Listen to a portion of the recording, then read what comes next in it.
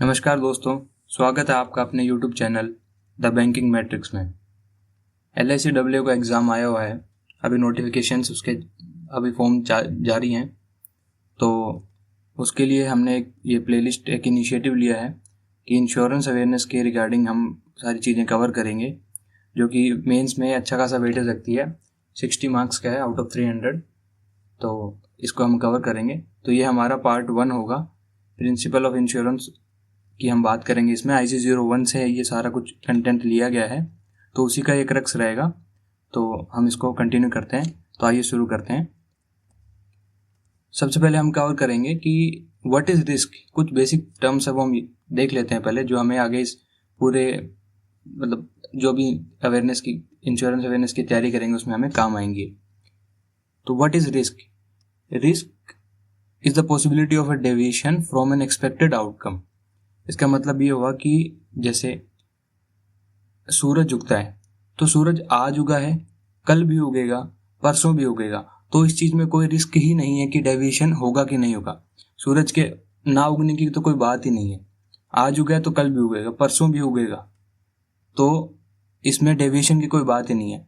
धरती सूरज के चारों तरफ घूमती है, तो ये घूमेगी ही घूमेगी, आज भी, कल भी, परसों भी, तो इसमें कोई डेविएशन है नहीं।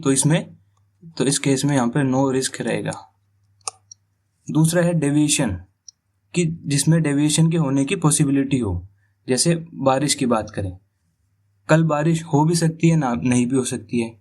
It could not. ठीक है, मेरा जो नेबर है उसको शेयर मार्केट में पैसे लगाने में बड़ा मजा आता है, तो उसमें दोनों चीजें हैं। उसको वहां पे प्रॉफिट भी हो सकता है और लॉस भी हो सकता है। किसी इंसान के पास में कार है, तो वो बाहर लेके जाएगा तो उसका एक्सीडेंट हो भी सकता है और नहीं भी हो सकता है। तो ये सारी चीजें हैं। तो रिस्क बेसिकली डेविएशन होता है फ्रॉम द एक्सपेक्टेड आउटकम, कि मैंने जो सोचा उससे अगेंस्ट कुछ चला गया। मेरी कार है तो मैं सोचूंगा कि इसका एक्सीडेंट ना हो, और एक्सीडेंट हो गया, तो वो मेरे लिए एक रिस्क है कि इसका एक्सीडेंट ना हो जाए। ठीक है। अच्छा, अब टाइप ऑफ रिस्क की बात करते हैं। तो बेसिकली दो तरह के हमारे पास रिस्क होते हैं। एक तो प्योर रिस्क, एक है स्पेक्युलेटिव रिस्क। प्योर रिस्क हो गया कि जैसे अर्थक्वेक, फायर, फ्लड, कोई इंसान बीमारी से मर गया, घर में चोरी होगी, किसी फैक्ट्री में मशीन है वो उनका ब्रेकडाउन हो गया, ये सब प्योर रिस्क है। इनको प्योर रिस्क क्यों बोला गया है? ये इंसान के हाथ में नहीं होती। अर्थक्वेक, अगर भूकंप आ रहा है तो कोई इंसान इसको रोक नहीं सकता, और कोई इंसान इसको करता भी नहीं, किसी के हाथ में नहीं है। आग लग रही है तो कोई जान के नहीं लगाता आग। बाढ़ आ रही है तो किसी के कंट्रोल में नहीं है ये। कोई मर रहा है बीमारी से तो ये कोई नहीं मरना चाहता, सब जीना चाहते हैं, पर ये जो अगर डेथ हो रही है तो वो भी किसी के कंट्रोल में नहीं है। तो सिमिलरली ये सारी चीज़ें जो हैं, ये सारी की सारी ये प्योर रिस्क के अंडर में आती है। अब इसमें बेसिकली 2 पॉसिबल आउटकम्स हम मानते हैं कि या तो लॉस होगा या नहीं होगा। मान लो अर्थक्वेक आया तो लॉस हुआ या नहीं हुआ, आग लगी तो लॉस हुआ या नहीं हुआ। तो इन सब चीज़ों, इंसान जैसे बीमारी है तो उससे मर भी सकता है, नहीं भी मर सकता, दोनों चीज़ें। ठीक है, ये तो हो गया प्योर रिस्क। दूसरा है स्पेक्युलेटिव रिस्क। स्पेक्युलेटिव रिस्क में बेसिकली इसमें 3 आउटकम्स रहते हैं। एक तो कि इंसान को प्रॉफिट हो सकता है, उसको लॉस भी हो सकता है, और नो प्रॉफिट नो लॉस की सिचुएशन भी हो सकती है। जैसे किसी ने शेयर मार्केट में पैसा लगाया, तो उसके पास वो प्लस में भी जा सकता है, वो माइनस में भी जा सकता है, और जो जहाँ है वहीं भी रह सकता है वो। ठीक है, जैसे ट्रेड इन फॉरेन एक्सचेंज, किसी को मजा आता है फॉरेन एक्सचेंज में ट्रेडिंग करने के लिए, तो वो इंसान फॉरेन एक्सचेंज में ट्रेड करेगा तो उसको प्रॉफिट भी हो सकता है, उसको लॉस भी हो सकता है, और हो सके उसको नो प्रॉफिट नो लॉस की सिचुएशन भी हो। सेम स्टॉक मार्केट, गवर्नमेंट की पॉलिसी है, गवर्नमेंट आज चेंज कर दे तो उससे कुछ फायदा भी हो सकता है, नुकसान भी हो सकता है, दोनों चीजें हैं, हो सके ना भी हो। टैक्स रेट्स है, इंटरेस्ट रेट्स हैं, सेम जैसे अभी GST का चल रहा है। GST के बारे में गवर्नमेंट पॉलिसी चेंज करने की बात कर रही है, टैक्स रेट्स की बात कर रही है, तो उसमें भी सेम सिचुएशन है। किसी को फायदा होगा, किसी को नुकसान होगा, हो सके दोनों चीजें ना हो। तो बेसिकली स्पेक्युलेटिव रिस्क जो है ना, जिसमें प्रॉफिट लॉस दोनों हो सकते हैं, वो इंश्योर नहीं होते, क्योंकि ये इंसान खुद अपनी मर्जी से उनको देखता है। वे मैं ट्रेडिंग कर रहा हूँ तो मैं मेरी मर्जी से कर रहा हूँ, मेरे को पड़ोसी ने आके नहीं बोला कि आप ट्रेडिंग करो, ठीक है। जैसे अब अर्थक्वेक आया या फिर आग लग गई किसी के यहाँ पे, तो वो नेचुरल है, वो किसी के कंट्रोल में नहीं है। पर मैं ट्रेड कर रहा हूँ, मैं मार्केट में इन्वेस्ट कर रहा हूँ, मैं गाड़ी रफ चला रहा हूँ, वो सब मेरे हाथ में है, तो उसमें मेरा नुकसान हो सकता है, ठीक है। और जो स्पेकुलेटिव रिस्क में एक इसमें ये भी है कि जिन लॉसेस से हमें फाइनेंशियल लॉस होते हैं, जिन रिस्क से, उन्हीं रिस्क को इंश्योर किया जाता है।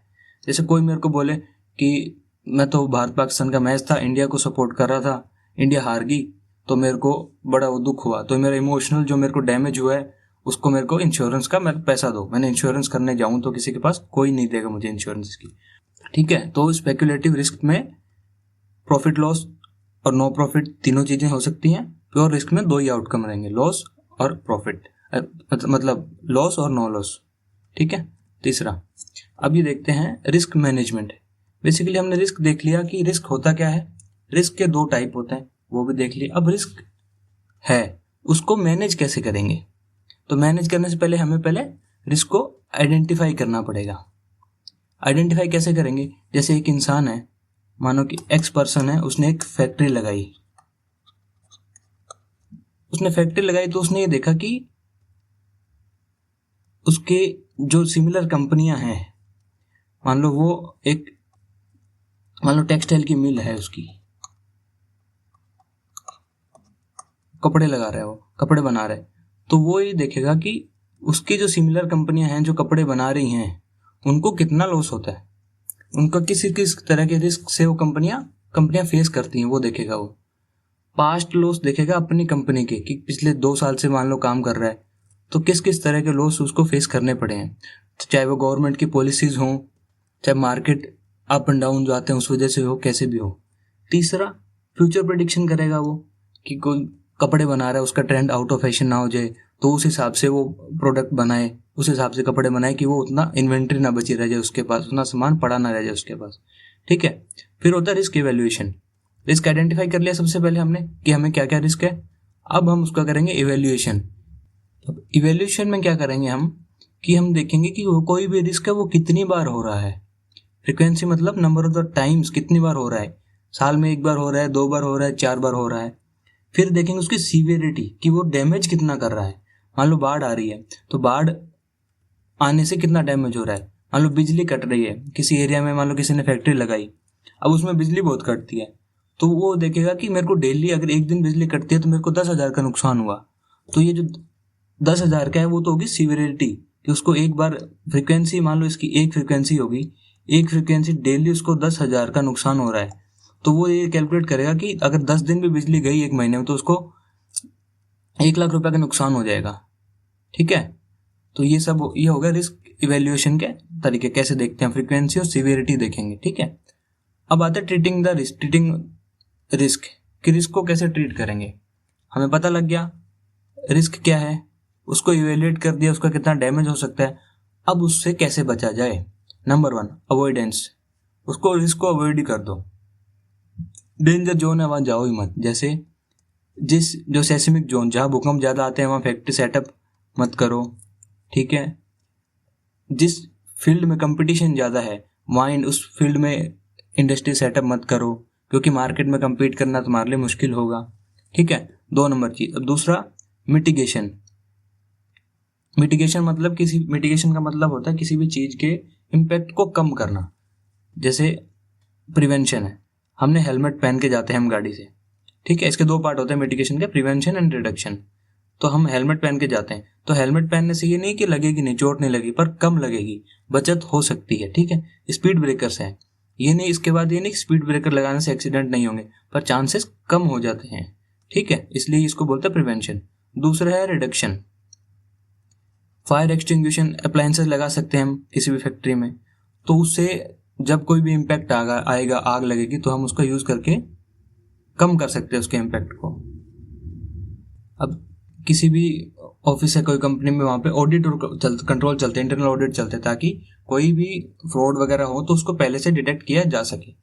फिर एक आता है ट्रांसफर में हम क्या करेंगे, हमारे रिस्क को हम किसी थर्ड पार्टी को ट्रांसफर कर देंगे। जैसे हमने इंश्योरेंस ले ली, आग लगने की इंश्योरेंस ले ली हमने हमारे प्रोडक्ट्स की, ठीक है। तो हमने क्या किया बेसिकली, इसमें हमने रिस्क ट्रांसफर कर दिया इंश्योरेंस कंपनी को, और हम यही पढ़ेंगे इस पूरे सीरीज में, ठीक है।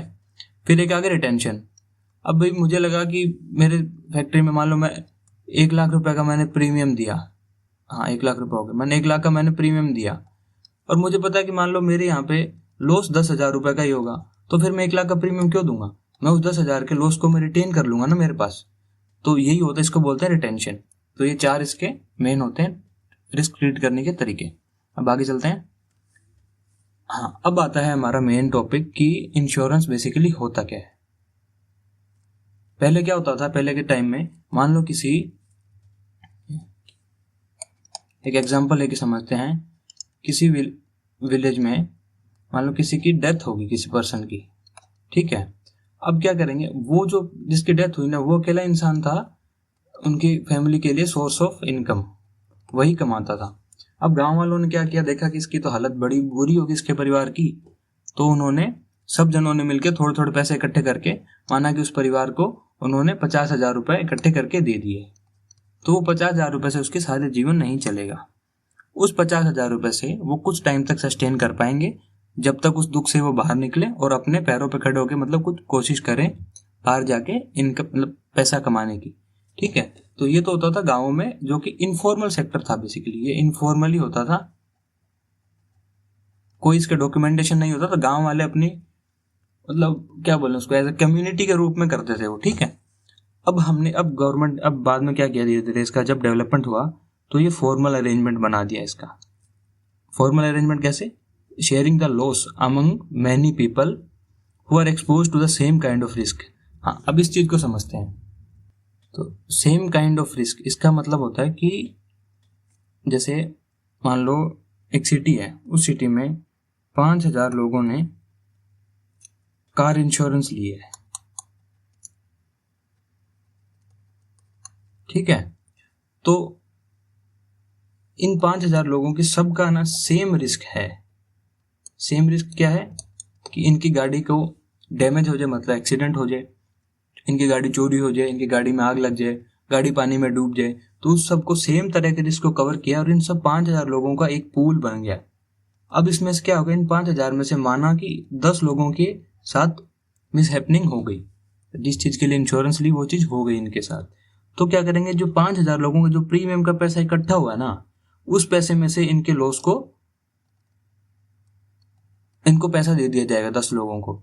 तो ये बेसिकली एक फॉर्मल एग्रीमेंट होता है इन 5,000 लोगों के बीच में। मतलब ये इंश्योरेंस कंपनी के एक पर्सन इन 5,000 लोगों से एग्रीमेंट नहीं करता, वो इंश्योरेंस कंपनी से करता है, और इंश्योरेंस कंपनी क्या करती है, ऐसे लोगों का पूल बनाती है, इन सब का उठा के पैसा एक जगह डालती है सेम तरह के रिस्क का, ठीक है। तो ये जो सेम काइंड ऑफ रिस्क के जो लोग हैं ना, उन सब का एक बेसिकली एक फॉर्मल अरेंजमेंट है लॉस शेयर करने का, ठीक है। इस चीज समझे आप। सेम ऐसा उसमें होगा, मान लो किसी की फैक्ट्री तो फायर इंश्योरेंस है, किसी ने फायर इंश्योरेंस लिया है, तो उस केस में भी यही होगा कि जित उस एरिया में मान लो 20 फैक्ट्रियां हैं, तो 20 फैक्ट्रियों का प्रीमियम सारा इकट्ठा होगा, और उनके पैसे से मान लो किसी की फैक्ट्री में छोटी मोटी आग लगी, तो उसको 10-20 हजार 40,000 या 5 लाख का भी नुकसान हुआ, तो इंश्योरेंस कंपनी उस पैसे से उठा के उसको पैसा देगी, ठीक है। मोटा मोटी ये चीज होती है, ठीक है। अब इंश्योरेंस एक होता है कॉन्ट्रैक्ट, एक एग्रीमेंट होता है, प्रॉपर साइन होता है इंश्योर्ड के और इंश्योरर के बीच में। इंश्योरर कौन होता है, जैसे ये होगी इंश्योरेंस कंपनियां, LIC, टाटा, AIG, और इंश्योर्ड कौन हो गया, पर्सन, ठीक है। तो ये तो हो गया कॉन्ट्रैक्ट। अब एक चीज बताइए, जो इंश्योरर कंपनी है, उसने इंश्योर्ड पर्सन जिसको उसने इंश्योरेंस दी, उसकी गाड़ी का उसने 50,000 का इंश्योरेंस किया, और उसकी गाड़ी का डैमेज होगा तो उसको 10 लाख रुपए तक भी दे देती है, तो वो ऐसा बड़ा भाई क्यों बनता है, क्यों वो ऐसे मतलब आके बोलता है कि हाँ ठीक है भाई, मैं आप 50,000 रुपये आप मुझे दो, अगर आपका नुकसान हुआ तो मैं आपको इतने इतने रुपए दे दूंगा। ऐसा क्यों, क्योंकि वो करता है प्रीमियम के लिए, उसको बदले में premium is the consideration for the insurer. Insurer मतलब जो इंश्योरेंस कर रहा है उसको प्रीमियम मिलता है, कंसिडरेशन का मतलब होता है कि बदले में मुझे क्या मिल रहा है, तो इंश्योरर को प्रीमियम अमाउंट मिलती है बदले में, ठीक है। सेम। अच्छा, अब जिस इंसान ने इंश्योरेंस ली उसने तो 50,000 रुपये दे दिए, ठीक है, और उसकी मान लो गाड़ी में कोई नुकसान नहीं हुआ तो उसके तो 50,000 रुपये गए।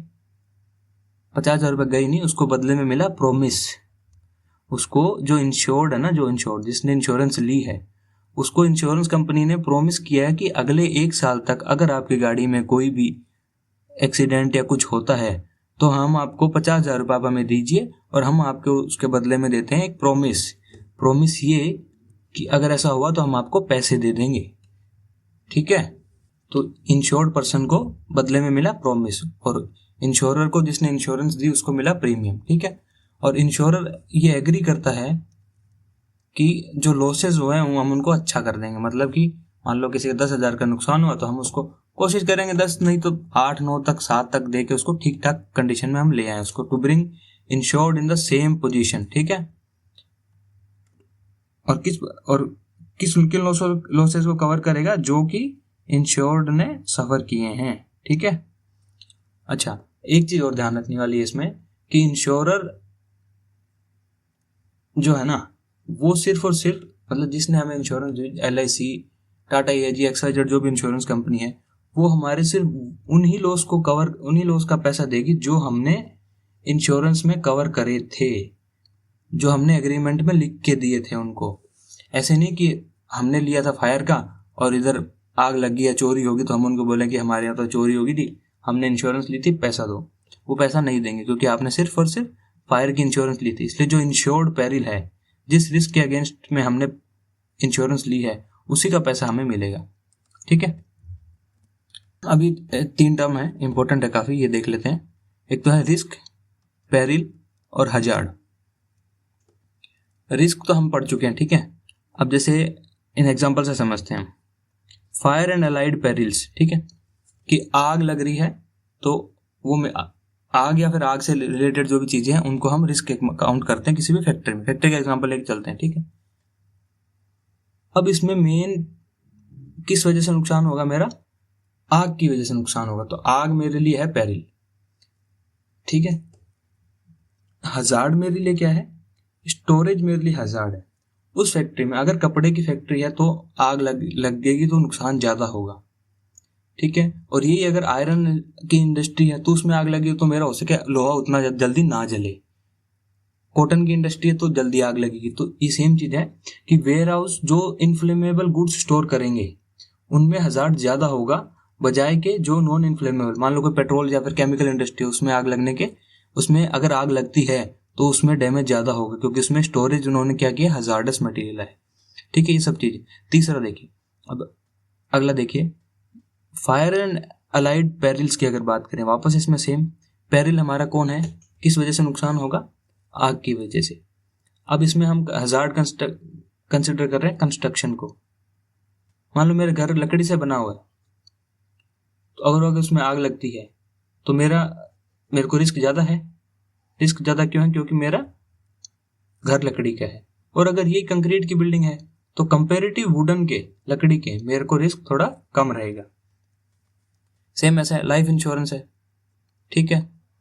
रिस्क इसमें पेरिल क्या हुआ मेरे लिए? इलनेस। मान लो बीमारी है, बीमारी से मेरे को खतरा है और अगर उसमें बीमार पर्सन है और उसकी एज भी ज्यादा है तो वो रिस्क बढ़ जाएगा। हेल्थ इंश्योरेंस में सेम, बीमार है, एज ज्यादा है तो इंश्योरेंस का मतलब रिस्क बढ़ जाएगा। मान लो बैंक वाले पैसा लेके जाते हैं ATM में भरने के, मतलब इसमें एक बैंक से दूसरे बैंक से ट्रांसफर करते हैं जो उनकी जो चेस्ट ब्रांच है, ठीक है। तो मनी इन ट्रांजिट है, ये हमारा रिस्क है कि पैसा जा रहा है रास्ते से। अब पेरिल क्या है? उसमें चोरी हो सकती है। अब चोरी हो सकती है, उस रिस्क को कौन बढ़ा सकता है कि आप ट्रांसपोर्ट का मोड कौन सा यूज कर रहे हो। अगर आप बाइक से लेके जा रहे हो तो रिस्क ज्यादा रहेगा, गाड़ी से लेके जा रहे हो कम रहेगा। और अगर आप वही उसको गाड़ी से लेके जा रहे हो विद सिक्योरिटी गार्ड्स जिनके पास बंदूक वगैरह है तो उसमें आपका रिस्क और थोड़ा कम हो जाएगा। तो ये सब चीजें हैं इसमें, ठीक है। अब देखिए समरी में, अब ये तीनों चीजें बताई हैं कि रिस्क क्या होता है, पेरिल क्या होता है और हजार्ड क्या होता है। अब मेरा लॉस होने की जो पॉसिबिलिटी है ना, उन चीजों को मैं कितना एक्सपोज्ड हूं। मतलब कि मेरे घर में आग लग सकती है, ठीक है। तो आग लगने की जो पॉसिबिलिटी कुछ होगी तो वो मेरे लिए रिस्क है, ठीक है। अब कोज ऑफ द लॉस, कि जिस वजह से मेरे को नुकसान हो रहा है वो मेरे लिए मेन है, मेरा पेरिल है कि आग लग सकती है, शॉर्ट सर्किट से लग सकती है, किसी की लापरवाही से लग सकती है, तो वो मेरे लिए पेरिल हो गया। ठीक है। फिर एक हो गया कि वो कंडीशन जो मेरे इस लॉस को बढ़ा दे वो मेरे लिए हजार्ड है। मान लो पेट्रोल पड़ा है दुकान में, आग लगी तो आग दुकान खत्म ही हो जाएगी, फिर कुछ बचेगी नहीं उसमें। ठीक है। तो यहाँ तक हमने पढ़ा। तो ये हमने पढ़ा, ये हमारा है पार्ट 1। बाकी चीज़ें हम प्रिंसिपल्स ऑफ इंश्योरेंस है जो हम पार्ट 2 में कवर करेंगे। ठीक है। तो तब तक के लिए आप मतलब लाइक करिए, शेयर करिए, सब्सक्राइब करिए चैनल को, और अपने दोस्तों के साथ भी शेयर करें। और अगर आपको अच्छी लगी हो तो कमेंट सेक्शन में ज़रूर बताएं। तब तक के लिए गुड बाय, टेक केयर, जय हिंद, जय भारत।